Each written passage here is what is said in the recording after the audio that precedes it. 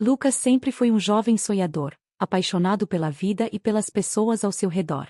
Naquela noite chuvosa, ele dirigia apressado para um encontro importante, mas o destino tinha outros planos. Um caminhão desgovernado surgiu do nada, atravessando a pista e atingindo seu carro em cheio.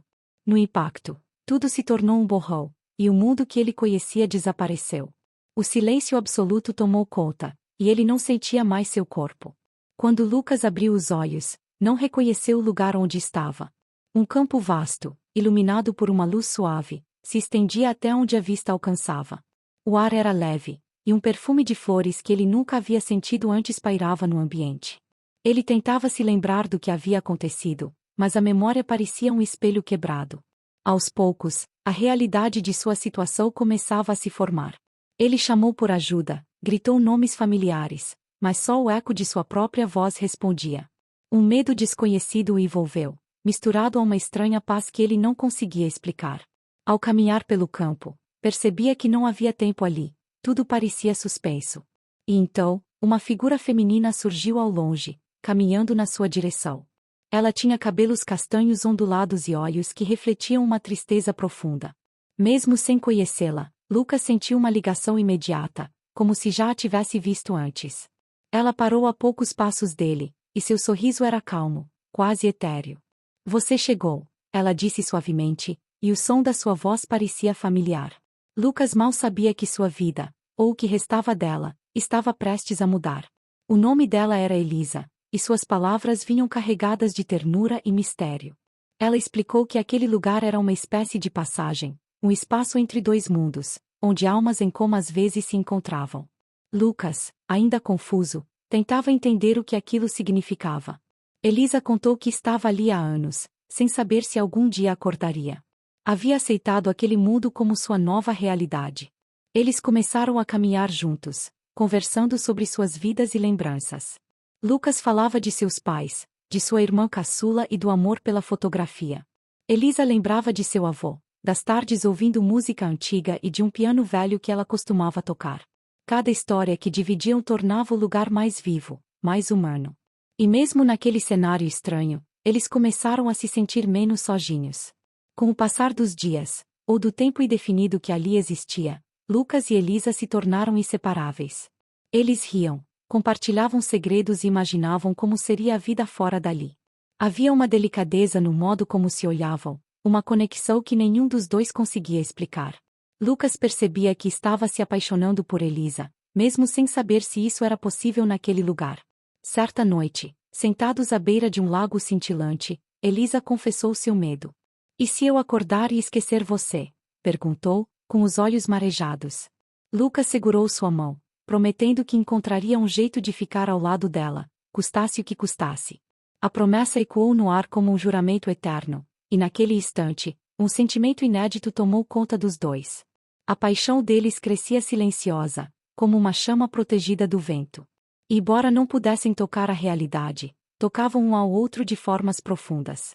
Lucas sabia que aquilo era tudo o que ele tinha, e se agarrava àquela conexão como a única coisa verdadeira. Porém, o equilíbrio daquele mundo estava prestes a ser quebrado. E quando isso acontecesse, escolhas dolorosas precisariam ser feitas. Enquanto Lucas e Elisa viviam sua história naquele mundo paralelo, a família de Lucas lutava no hospital. Seu corpo jazia imóvel em uma cama de UTI, ligado a fios e máquinas. Médicos e enfermeiros se revezavam, mas o prognóstico era sombrio. A mãe dele segurava sua mão todos os dias, esperando um sinal, qualquer movimento. Os aparelhos indicavam atividade cerebral mínima, mas havia esperança. No mundo entre mundos, Lucas começou a sentir algo diferente. Uma brisa estranha, como se algo estivesse chamando de volta. Elisa percebia a mudança e tentava esconder seu medo, fingindo que tudo continuava igual. Mas no fundo, sabia o que estava acontecendo. Lucas estava sendo puxado para o mundo real.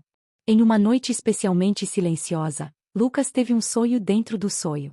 Ele viu sua irmã chorando, segurando uma foto dele na infância. A dor da imagem foi tão forte que ele caiu de joelhos, sentindo-se dividido entre dois mundos.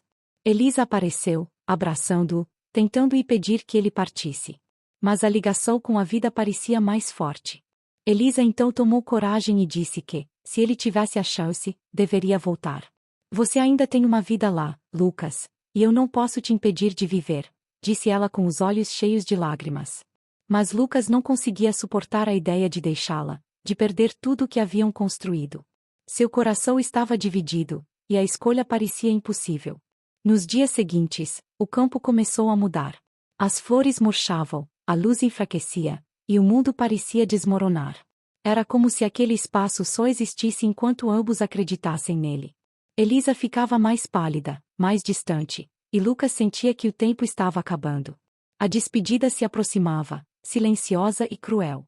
Os sinais de que Lucas estava voltando se tornaram mais evidentes. Ele sentia o campo se desvanecer, como se a própria realidade estivesse desfiando ao seu redor. Elisa, cada vez mais frágil, tentava sorrir, mas seus olhos denunciavam o medo da solidão. Se você acordar, viva por nós dois, sussurrou ela, segurando a mão dele com força. Lucas, sufocado pela dor, não conseguia prometer.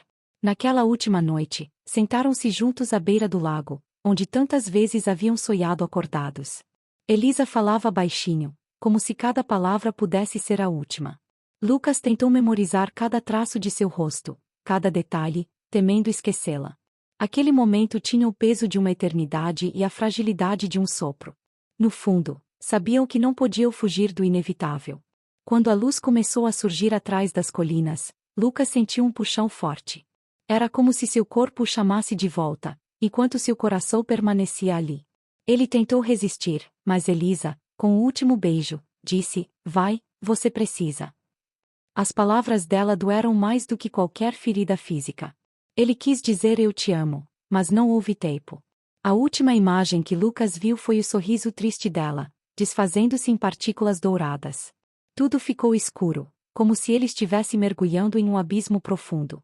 A sensação de queda durou segundos e ao mesmo tempo, uma eternidade. Então, o som de vozes, máquinas e o cheiro de hospital o alcançaram. Lucas abriu os olhos devagar, ofuscado pela claridade. Estava de volta. As lágrimas vieram antes mesmo das palavras. Sua mãe gritou de alegria, e os médicos comemoraram. Mas no peito de Lucas, um vazio gritava mais alto que qualquer outra coisa. Porque, embora estivesse vivo, a parte mais importante dele tinha ficado para trás. A recuperação de Lucas foi lenta e cheia de lembranças do que parecia um sonho. Os médicos falavam de milagres, de como ele havia vencido todas as probabilidades. A família vibrava, amigos apareciam, mas nada parecia real para ele. Seu olhar estava sempre distante, perdido em algum ponto além do horizonte. Porque, em silêncio, ele só pensava em Elisa. Cada noite era uma tortura. Lucas deitava-se, fechava os olhos e buscava o campo dourado, o lago, o perfume no ar. Mas só encontrava o escuro vazio do sono comum. Ele tentava se convencer de que havia feito a escolha certa, mas a saudade apertava. A promessa feita à beira do lago ecoava: viver por ambos. Mas ele não sabia como fazer isso. Para aliviar a dor, Lucas começou a visitar o hospital onde Elisa estava internada. Sim, ele descobriu onde o corpo dela estava. Os registros mostravam que Elisa, em coma há 6 anos, permanecia em estado vegetativo. Ao vê-la, imóvel e pálida, o coração dele apertou. Ali estava a mulher por quem se apaixonara, mas incapaz de reconhecê-lo. Sentava-se ao lado dela, contava suas histórias, lembrava de suas conversas. Mesmo sem resposta, Lucas acreditava que, de algum jeito, ela o ouvia. Os médicos diziam que era improvável, mas ele se recusava a desistir. "Você prometeu que me encontraria, lembra?" ele murmurava, segurando sua mão. Mas Elisa não reagia. O tempo passou. Lucas dividia-se entre a vida real e aquele quarto silencioso. Amigos se afastaram, a família se preocupava. Mas ele não se importava. Sua vida havia ficado naquele campo dourado, com aquela garota de sorriso triste. Era ali, na presença dela, mesmo inconsciente, que Lucas ainda conseguia respirar. Meses se passaram e Lucas começou a reconstruir parte de sua rotina.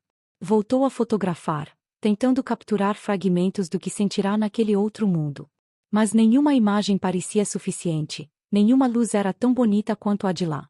As fotos se tornaram uma busca frustrada por algo que ele sabia ser inalcançável. Mesmo assim, ele continuava visitando Elisa religiosamente. Conversava com ela sobre seus dias, lia livros e tocava músicas antigas. Era a única forma que tinha de se manter próximo dela. Até que, numa manhã cinzenta, uma enfermeira lhe disse que algo havia mudado. Elisa havia mexido os dedos, mostrado sinais de resposta. Lucas correu até lá. Ela continuava de olhos fechados, mas seu rosto parecia mais vivo. Lucas sentiu uma esperança que há muito não conhecia. Passou a visitá-la ainda mais, contando as histórias do tempo entre mundos. Ele acreditava que sua voz poderia trazê-la de volta. A cada leve movimento dela, seu coração se enchia de um misto de esperança e medo. Aos poucos, a equipe médica confirmou a melhora. Elisa estava saindo do coma. Os olhos dela começaram a se abrir, frágeis como os de uma criança. Lucas estava ali, segurando sua mão, quando isso aconteceu.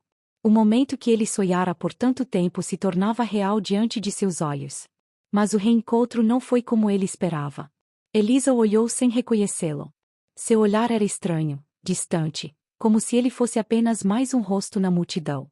Lucas forçou um sorriso, tentando esconder o aperto no peito. Porque naquele instante, percebeu que a Elisa que acordava não era mais a mesma que ele conhecera. Os dias seguintes foram de expectativa e tensão. Elisa lutava para se readaptar, enquanto Lucas permanecia sempre por perto. Ele mostrava fotos, contava histórias, tentando despertar alguma memória perdida. Mas a confusão dela era evidente, como se houvesse buracos onde deveriam estar lembranças. Elisa sorria de maneira educada, agradecida pela presença daquele estranho tão dedicado. Havia nela uma doçura que lembrava a Elisa do Campo Dourado, mas o brilho nos olhos era diferente. Lucas tentava aceitar, mas cada indiferença dela era como uma facada. Ele queria gritar, contar tudo, mas temia assustá-la. Então, numa tarde de primavera, Elisa fez um comentário que fez o coração de Lucas disparar. Ela disse que, às vezes, sonhava com um campo dourado e um lago brilhante. Não sei de onde isso veio, mas sinto uma paz estranha nesses sonhos, confessou, olhando pela janela. Lucas quase não acreditou. O coração dele se encheu de esperança, como se aquela fagulha pudesse reacender tudo. Mas, antes que ele dissesse algo, Elisa completou: "E tem alguém lá, mas nunca consigo ver seu rosto." A frase foi como um golpe. Ele estava lá, gritando o nome dela em cada sonho, e ainda assim, era um rosto perdido.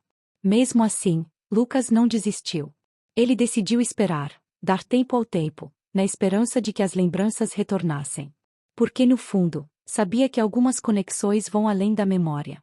E que talvez, só talvez, o coração dela ainda soubesse o caminho de volta. Elisa passou a ter sonhos mais frequentes com o Campo Dourado. Ela falava com os médicos, que atribuíam aquilo à confusão cerebral pós-coma. Mas para Lucas, era um sinal. Ele a incentivava a se lembrar, descrevia o lago, as flores, o céu etéreo. Ela ouvia com atenção, como se aquilo despertasse algo nela. Certa noite, Elisa sonhou que caminhava pelo campo e via ao longe uma silhueta. Não conseguia ver o rosto, mas o coração acelerava, como se soubesse exatamente quem era. Acordou suada, com o nome Lucas na cabeça, sem saber porquê. No café da manhã, comentou isso casualmente, sem perceber o impacto. Lucas, ao ouvir, quase deixou a xícara cair. Tentou disfarçar, mas sua expressão o denunciava.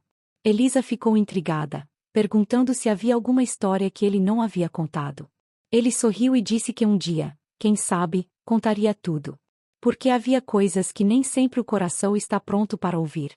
Os médicos continuavam céticos, tratando as lembranças como lapsos oníricos. Mas Lucas sabia. Ele percebia a mudança nos gestos dela, no olhar, na forma como o ambiente ao redor parecia ficar mais leve. Era como se uma parte dela, escondida em algum canto da alma, tentasse encontrar o caminho de volta. O tempo passou, e com ele, as pequenas conexões se tornaram mais frequentes. Elisa ainda não lembrava dos detalhes, mas o inexplicável sentimento de proximidade crescia. Era algo além da lógica, como um laço invisível, uma cicatriz antiga.